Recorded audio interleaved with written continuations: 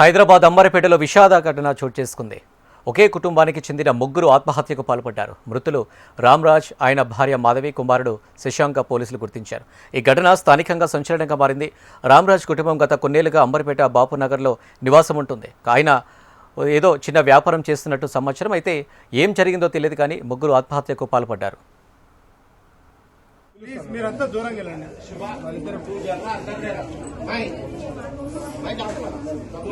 అన్నా ప్లీజ్ కొంచెం దూరంగా వెళ్ళండి అమ్మా.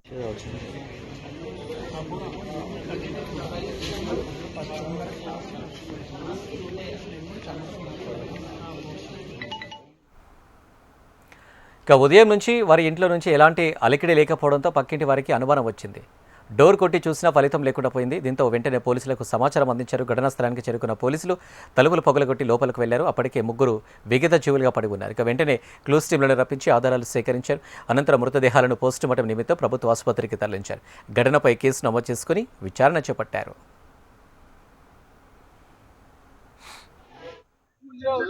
ఒక ముగ్గురు కుటుంబ సభ్యులు భర్త, భార్య, కొడుకు ఆత్మహత్య చేసుకోవడం జరిగింది. Ramaraju age 54 years, Madhavi 50 years, Shashank 24 years. ఈ ముగ్గురు కూడా వాళ్ళ ఇంట్లో ఊరేసుకొని చనిపోవడం జరిగింది. సో ముఖ్యంగా మనకు తెలిసింది ఏంటంటే వీళ్ళకు ఒక ఆర్థిక భారము, ఫైనాన్షియల్ డెబిట్స్ ఉన్నాయి. అదే రకంగా ఒక సూసైడల్ నోట్ కూడా రాయడం లేదు. దాంట్లో క్లియర్గా చెప్పారు డెబిట్స్ ఉన్నాయని చెప్పి.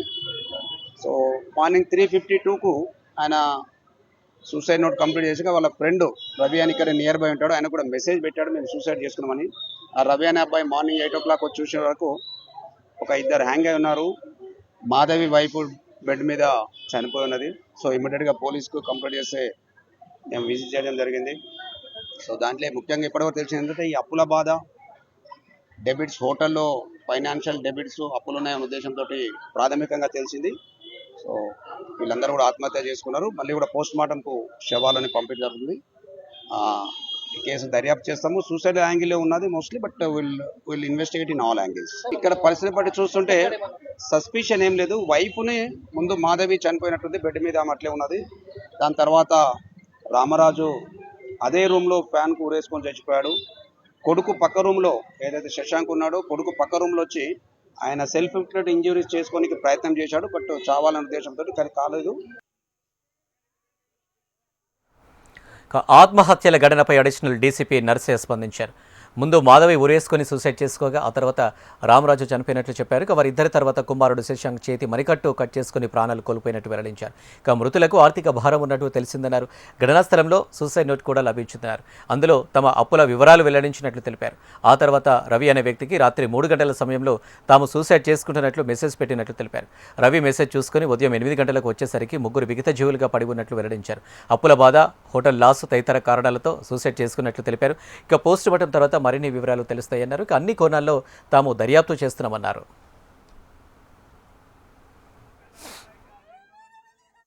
సండే ఫంక్షన్ అందరం ఒకటి దగ్గర ఉన్నాం, లేమని కాదు, మంచిగానే మాట్లాడడం, మంచిగా ఎంజాయ్ చేయాలి.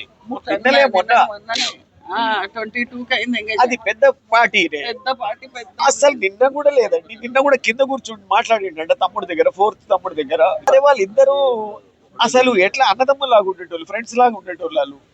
ఇక లోపల అయితే నిజంగా చెప్పలేను. ఇది మనం చెప్పినా కూడా నమ్మే పరిస్థితి లేదు ఇక్కడ. అసలు లోపల ఏముందనేది వాళ్ళకే తెలుసు, పోయిన వాళ్ళకి ముగ్గురికే తెలుసు. అసలు నిజంగా కూడా మాకు వచ్చేవరకు ఏం తెలియదు యాక్చువల్.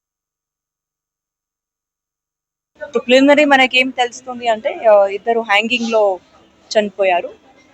ఒకరు అంటే లేడీ, ఒకరు బెడ్ మీద మనకి దొరికారు. So as of now we are not suspecting అనేది. ఒక సూసైడ్ నోట్ కూడా దొరికింది, అదిలో ఏం రాసింది అది కూడా మేము వెరిఫై చేస్తాము. బాడీస్ని కూడా మేము హాస్పిటల్కి పంపించాము ఫర్ పోస్ట్ మార్టం. వెరిఫై చేస్తున్నాము. జస్ట్ సేమ్ కొన్ని డెట్స్ ఉన్నాయి, సో ఫైనాన్షియల్ లాసెస్ ఉన్నాయి అని చెప్తున్నారు. But will verify in all angles. వాళ్ళ డాటర్కి కూడా ఇప్పుడు వాళ్ళు కూడా వస్తున్నారు. ఆమె ఏదైనా అనుమానం చేస్తే అది ఆ యాంగిల్లో కూడా మేము వెరిఫై చేస్తాం. అంటే వాళ్ళందరూ బిజినెస్లో ఉన్నారు, both father and son. Father Ramraj అని పేరు, సన్ శశాంక్ రాజ్ అని. వాళ్ళందరూ బిజినెస్లో ఉన్నారు. ఇక్కడ దగ్గర హోటల్ కూడా ఉంది. సో ఏదో ఫైనాన్షియల్ లాసెస్ అని అబ్బాయి రాసినారు సూసైడ్ నోట్లో, బట్ విల్ వెరిఫై అండి. ఇప్పుడు it is too early for us to say anything, but అక్కడ కొన్ని నైఫ్స్ కూడా దొరికినాయి.